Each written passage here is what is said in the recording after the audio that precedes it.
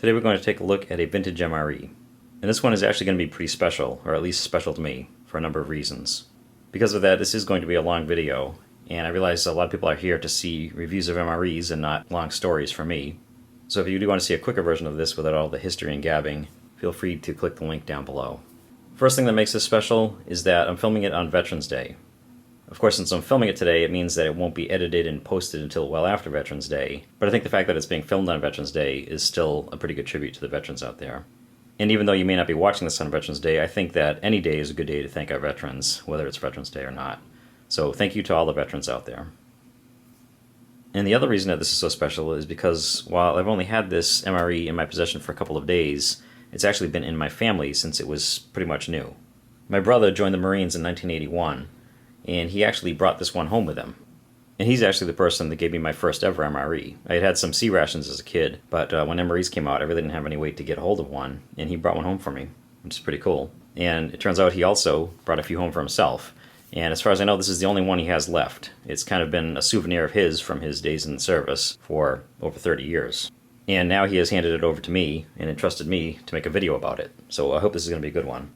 And beyond the personal story behind this one, there's also a bit of a historical interest in this too. Because as I mentioned, my brother went in service in 1981. And as we know, 1981 was the first year of MREs. So I'm actually hoping that this one is going to be a very early one. It could be anywhere from 1981 through probably like 1984, 1985 or so. But the thing that's kind of funny is he not only gave me this, he also gave me the other thing that he had in his personal collection of artifacts, an old C-Ration.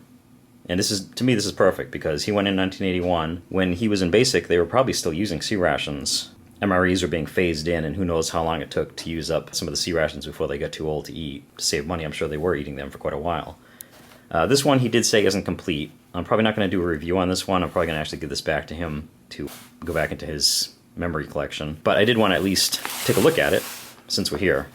It's Meal Combat Individual, MCI, also known as C-Ration Beefsteak, with a B3 unit from Compact Incorporated, New Orleans. And overall, it's not in really bad shape. It doesn't have a lot of staining on it. This stuff here seems to be on the outside. It doesn't seem to be staining from inside. But unfortunately, as I said, as he said, it's not complete. When you open it up, it doesn't look too bad. You have the accessory pack on the top and a bunch of cans inside. The accessory pack is fine. It's still sealed. But the cans don't really match up with what the menu would be. First off, there are 2 cans of jam. We have jam peach and jam grape. And most likely this would have just come with one. And there is no main, there's no beefsteak. But there is a, unfortunately, very bulging can of sliced peaches. Which also seems to be doing a little bit of leaking down here at the bottom. Overall, it doesn't look in bad shape condition-wise as far as rust, but that leak is concerning, and obviously the fact that it looks like it's ready to explode, that certainly isn't a good thing. There's no spoon, no P38, a little bit of staining down the bottom. And the last thing in here, we have the cardboard separator, and then we do have this B2 unit, which apparently also isn't original to it because it says it comes with a B3 unit. But this is a B2 unit with crackers and cocoa beverage powder. And this is also probably, not only is this in great shape, it seems to have a little bit of surface rust here, but otherwise this is like in pretty much perfect condition. I want to give this back to my brother. This is the only thing that really would be worth opening here. Maybe this and one of the jams, but I think this is just going to go back to him. And this is the best thing here because these other cans do have markings on them, but this is the only one that has a clear date code on it. I don't know how well you can see that, but it has 6/79. So this, at least this B2 unit, not necessarily this whole C-Ration, but this B2 unit was packed in June of 1979, which is perfect. I mean, that makes perfect sense that my brother would have gotten this some point in 1981, 1982 or so. So, he gave me that, which was something that they obviously got probably while he was in basic, and maybe for a little while after. And he also gave me this brown bagger MRE, and I guess we'll go ahead and take a look at this now. It's in really nice shape. He obviously has stored it pretty well. You're not going to expect something well over 30 years old to be edible, but at least it's not totally beaten up. But the only thing I can see condition-wise on it is this one little spot here, which it almost looks like some glue got on it. I'm not sure if it's a little bit of glue or some kind of residue like that, or if it was sort of heated some way that it's kind of, the bag is kind of cracking. It seems strange because the rest of it is in great shape, and it seems to be totally solid. I don't see any holes in here or anything like that. But this, because of this strange thing here, it almost looks like there may be a little bit of a compromise here, a little bit of a hole, which I can't tell for sure. And once we open it, I don't know if you can see that, but it's like right there. No, I don't think you can see it at all. But once we open it, we'll be able to look from the inside out and see if any light's coming in. But even so, even with that, it seems to be in really nice shape. And what we're looking at is, I don't know how well you can see the printing, but it's meal ready to eat, individual, menu number 7, turkey diced with gravy, with accessory packet A from Cadillac Products Incorporated, Sterling Heights, Michigan. And obviously we're going to have to go inside of this to date it because it does not have a date code on it. But menu number 7 was in production from 1981 when the MREs first started, right up through 1987. It could be anywhere in that range, but I'm expecting it to be 1981 through maybe 1984, 1985 when my brother got out of the service. And I guess now it's time to go inside of here. I also want to try and give this back to him, at least the some of the cardboard boxes and the bag itself. So I'm going to go in on the back. These old brown baggers, they have, instead of a peelable seal, they have a little notch at the top. And you're just supposed to tear this open, and that works just fine. But I do want to attempt to keep it in somewhat good shape, so we are going to go ahead and open it from the back.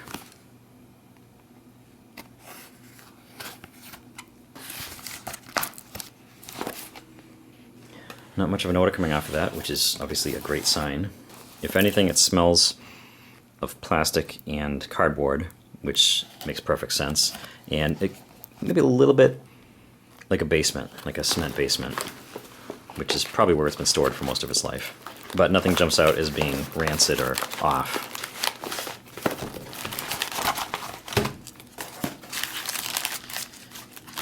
Alright, we got a good number of components here. I guess first we'll check and see if we can date this. So actually, as the first hint, we do have the old white spoon, the same that they had in the C-Rations, and these did carry over with the early MREs. So it's probably from within the first few years. And here is our in great shape. Look at this box. It's like perfect. Turkey diced with gravy. And there's the ingredients. It's 5 ounces, the size of the old entrees. And it's packed by George A. Hormel and Company, Austin, Minnesota. And, okay, good, I didn't see any date code, but here it is right here. Looks like, oh, this is awesome. It looks like 1203. Not sure how well you can see that. But that means this was packed on the 203rd day of 1981. So I'm pretty sure that this is the earliest MRE that I've ever reviewed. Actually from the first year of production. Another reason for the video to be considered special. I also have a freeze-dried component here, as the early ones had.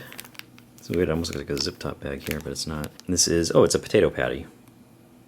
This, actually, it's not freeze-dried very tightly. I don't know if this has a pinhole in it or something, but I was going to say that this most likely will be perfectly edible. But with the looseness of the packaging, I'm not so sure. But we'll find out. It's a potato patty with no date code on that. It's in the days before every single component had date codes. And we have a maple nut cake. A date code of, it's kind of hard to read. It looks like, it's funny how it looks like a typewriter. It looks like 1351. Actually, it looks like 1851, but that couldn't be a date code. So if it is 1351, then it's from the 351st day of 1981. So this probably came out in 1982, this MRE. Very early 1982. Unless we see any more date codes that could help us date it better. There's accessory packet A with coffee, cream substitute, sugar, salt, chewing gum, matches, and toilet paper. And this isn't in bad shape at all. It has a little bit of delamination at the top. Nothing I would consider problematic, though. And we have, you can see how this was in the pouch for a long time. Actually, the back of it has the crackers imprinted on it. It almost looks like this is crackers, but it's just the imprinting from the crackers during being packaged from all that time and kind of squished in. This is a beverage-based powder, type 1 fortified. I don't see any date code. And this one appears very solid. It may just be because it's just tightly packed. I'm hoping that, oh, wait a minute, I'm sorry, there is a date code. But I'm hoping that once we rip this open, it'll be a powder. That would be great. And it does have a date code on it of 1241. So the 241st day of 1981. And finally we have crackers. And these are the same thing. They're definitely vacuum sealed, but it's not a tight seal. I haven't seen this before too often. It could be maybe in 1981 they weren't they didn't have as great of a method to vacuum seal, so it looks perfectly fine on the surfaces. But like I said, you can kind of pull it apart a little bit, so I'm kind of concerned about that. I was hoping this would be edible, if nothing else. Apparently no date code on that one. And for the crackers, we have grape jelly, which it's 37-year-old grape jelly. Probably not any good, but it feels fine in here at least. And at least it's not cheese spread. We will check it out. Alright, and here are all the components in this menu number 7 turkey dice with gravy from 1981 or possibly early 1982. It's a pretty typical meal from that era. You can see there aren't tons of components in here. But visually, everything is in really great shape. I'm a little bit concerned about the vacuum seals on a couple of the components, but otherwise, it almost looks museum ready. It looks really good. And I was actually going to save the accessory pack for my brother, give that back to him. But since this doesn't come with any other beverages, I guess we are going to have to check out the coffee. So we'll take a look inside of here at the components of the accessory pack. And that has an interesting smell. Mostly just, I believe, coming from the gum. So we have the toilet paper. We have the coffee instant type 1, which doesn't feel all solid. It's a good sign. And we have non-dairy cream substitute for that. And sugar. We also have salt. Some of the original MRE matches. And this really cool pack of Beachy's spearmint gum. Candy-coated gum. That's pretty cool. Alright, let's check it out and see if we can eat anything from this meal from about 37 years ago.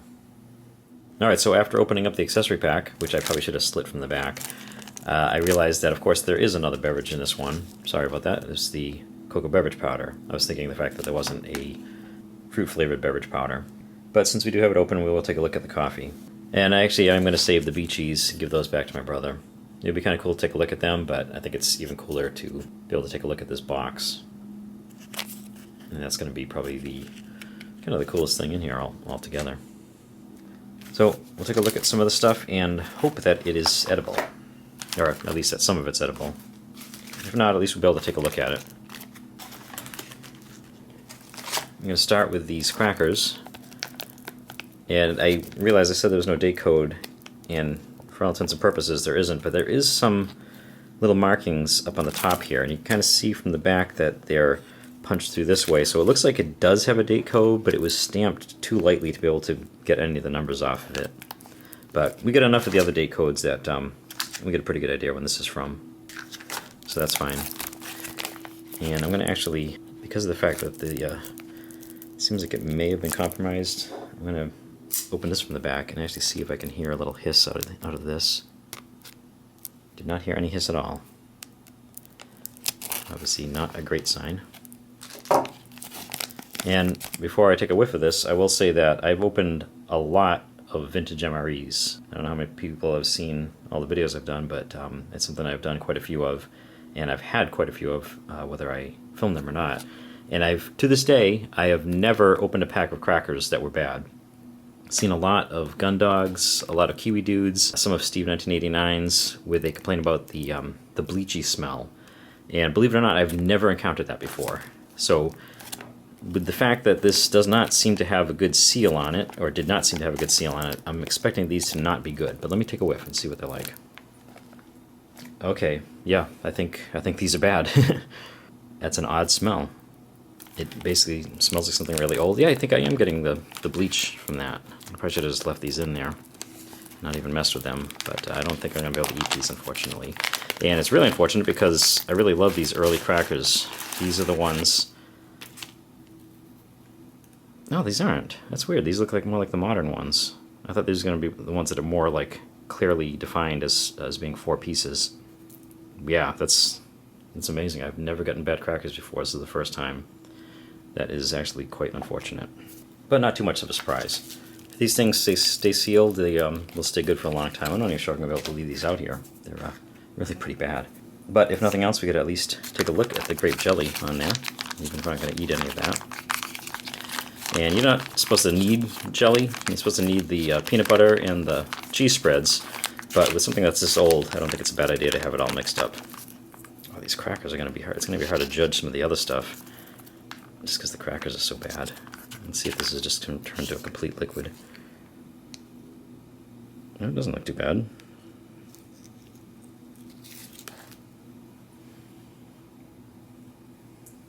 I just had a little taste of that, and I think it is starting to ferment a little bit. It still tastes like grape jelly, though.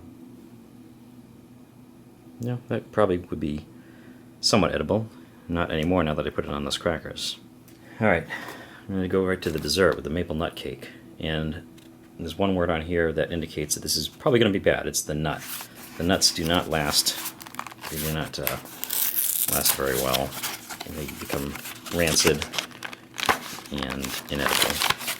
And this appears to be glued onto the box, as these old ones frequently were. I've never really understood why, but they did do that. There's the glue right there. At least we have a nice box here for my brother. And here is maple nut cake, 1351. And let's check it out. You know what? I'm going to move these away just because that smell is really not good. And it's going to make it hard to judge anything else. Let's check out the maple nut cake.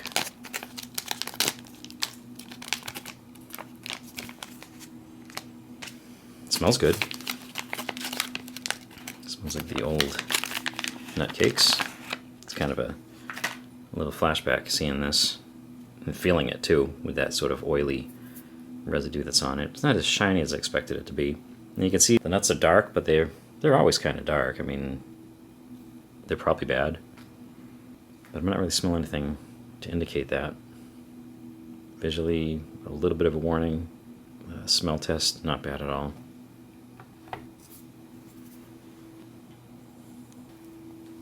I'll check out the potato patty. As I said, unfortunately, this appears to be like the crackers. It does not seem to be vacuum sealed very well, which is quite unfortunate, because I was thinking that this would most likely be one of the things in here that would be edible, and it does not appear that it will be.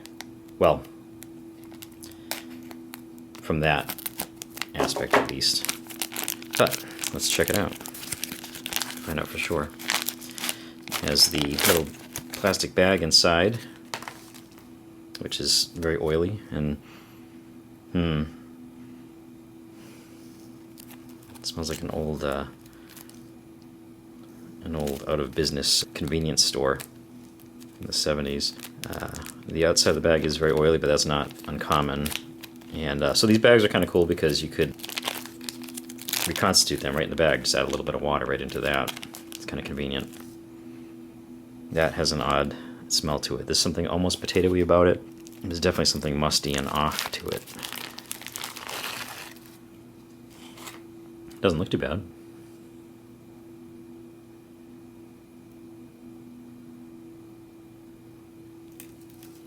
Just unfortunately doesn't smell too good. Alright, so we're not doing all that great here so far, but at least it looks good. It'll be good for a visual documentation anyway. But we'll take a look at the coffee and the cocoa powder and hope that maybe one of these will be something we can drink.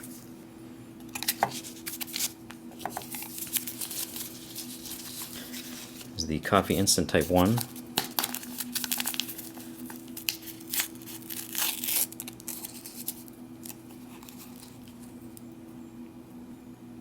Which doesn't look bad. It smells like coffee. Maybe slightly of the gum. A little bit of the gum smell leached in there.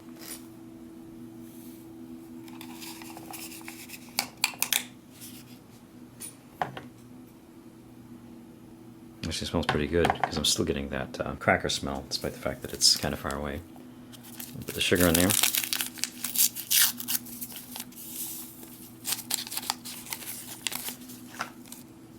And the creamer. Which also looks fine, and it has even stronger evidence of that gum smell to it. It could be a lot worse things it could smell like.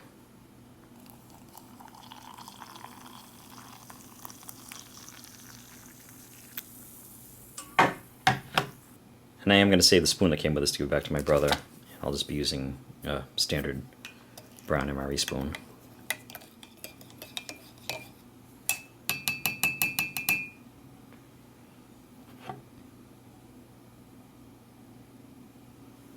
It smells pretty good. And now the cocoa beverage powder. It does say for when you're making it hot to add contents to the water. For cold, you're supposed to add 1 ounce of water to make the paste and then add more water to it. So I usually like to have my cocoa beverage powders cold, but since we do have the hot water here, and since I don't know if I'll even be able to drink it anyway, let's try it like this.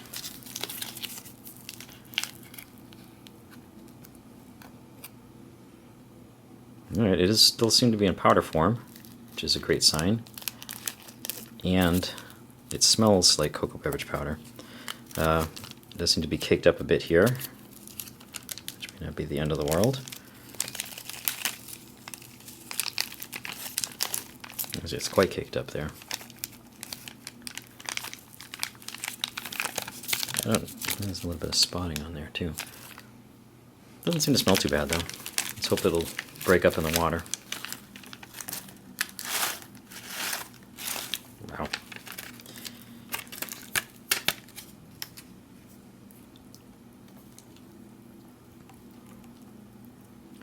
Like a beef bouillon cube or something. Well, I'll stir this up and we'll give it some time to see if it breaks up a little bit more.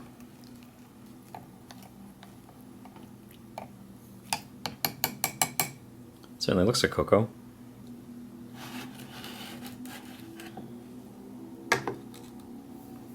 Alright, and that just leaves us with our turkey diced with gravy.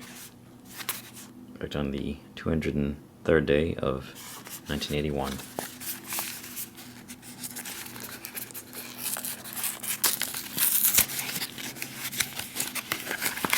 Oh, this one wasn't glued in. Another pretty good box here. Here's our 5-ounce entree. Oh, there's some, that's weird, there's some glue here on the pouch. It must, I guess maybe it was glued in there at one time, but the glue failed. Back in these days, we generally would just eat this as is, cold. This feels pretty good in here. I mean, it doesn't feel like it's turned to a complete liquid, and it also doesn't feel like it's really solidified with age. It's funny, as you're moving it down, and you can kind of see it too, the pouch looked fine, but it is definitely having some issues with delamination from age. But I'm just going to go ahead and heat this up a little bit, just to, make it seem as appealing as possible. I'll be right back. Alright, and now it is time for our turkey diced with gravy. It may not be edible, but at least it's hot. And this is a dish that I haven't had since the 1980s. Wow, that's sort of delaminating there. Usually you don't see the plastic layer coming so separate from the metal layers. Wow, I'm surprised to say this, but it actually smells good. It smells like turkey. And it definitely smells like how I remember this smelling back in the day. Let's see how it looks.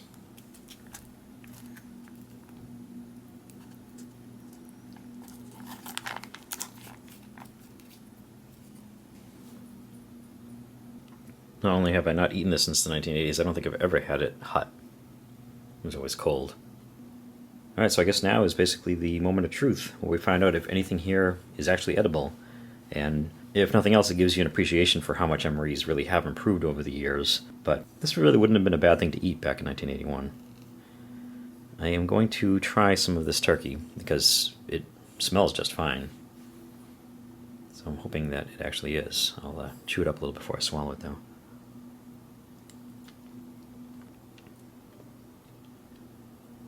Yeah, that seems to be just fine. And the thing that's funny is I just happened to pick a chunk that I thought looked pretty good, but it has this weird fat kind of component. And that's just something that was in it all along. It's just they weren't all that great at processing it back then. And you'd get some little gristly parts like that. But it actually does seem to be, knock on wood, somewhat edible, which is amazing. Something 37 years old. It still tastes like turkey. Trying to think if this is an aftertaste. Doesn't really even have that metallic taste or aftertaste you expect. My throat seems to be okay. I'm not feeling that real scratchiness in my throat. Wow, that's I'm very impressed. I'm not going to eat this whole thing. There's no need to do that, but it's very impressive. Have a little water. All right, I guess if there's anything in here you'd want to be edible, it would be the main. And now, as I said, the potato patty. It looks, I don't know if some air got in there or what, but it seems like the vacuum seal was a bit compromised. And the smell is definitely a little bit off. Let me just try a little teeny. It's still crunchy. It's not completely crunchy though. It has a bit of a staleness to it. Yeah, it doesn't look that bad. Oh, here we are. I'm getting some reaction in my throat. That's a definite sign we're not going to eat any more of that one. Not exactly sure what that is, but something in it's giving me a bit of an aftertaste, and I do not want to get sick off of this. We know that the crackers are no good. They're bleached out, which is unfortunate, and unfortunately it's also affecting everything else here. The smell of it is giving me a headache, to be quite honest. Like I said, visually this is a pretty great thing to see. This is pretty much exactly what it would look like in 1981, and unfortunately, or actually I should say fortunately, we don't have smell-o-vision, so you can't smell what I'm smelling here. So as I said, the crackers are definitely bad, but the jelly didn't seem to be completely bad, so I'm going to put a little bit on a Ritz cracker and just give that a fair shake. It doesn't look too bad. It's still kind of purple. It's not black or anything. Let me try that. It still tastes like grape jelly.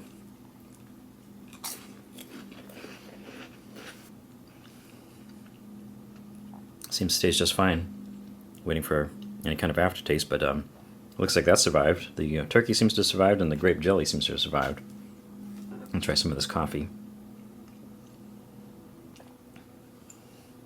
That's just fine too.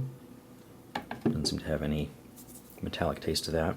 So far, nothing in here has actually had that metallic taste. That must be something that has to do with how things are stored, because you can't get much older than this. But yet I don't really have that metallic taste or aftertaste that you sometimes get from these kind of things. And you know what? These nuts actually don't look... They're dark, but they're not black. And it smells like basically like a fruitcake kind of thing. It has that maple smell to it. And I think I'm going to give it a little try. This is kind of Steve 1989 territory. You really shouldn't mess with nuts that are this old. But I can at least try it.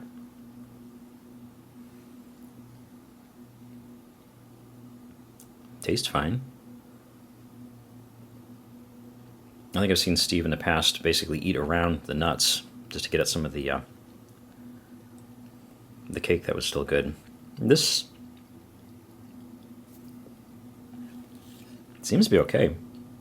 It would be really kind of cool in a nostalgic way to eat this whole thing, but despite the fact that I'm not getting alarm bells going off, I don't think it would be a very good idea digestively to eat this whole thing.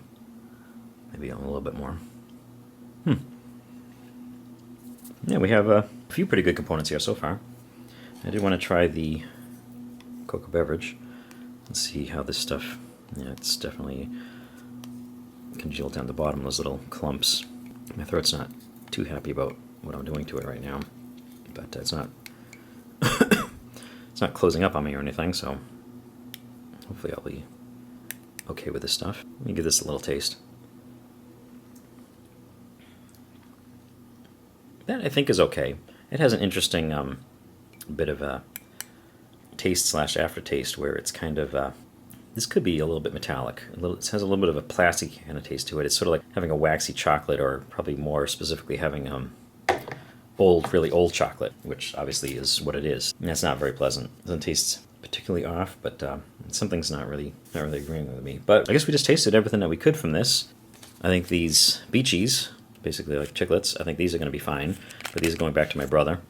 And speaking of my brother, I do want to say thank you, a big thank you to Gary, my brother, for giving this to me to review. And also a huge thank you to him for his service. As he said, he joined the Marines in 1981. And that was how he ended up with this MRE, which now ended up with me. So thank you to my brother for his service, and thank you to all veterans for your service.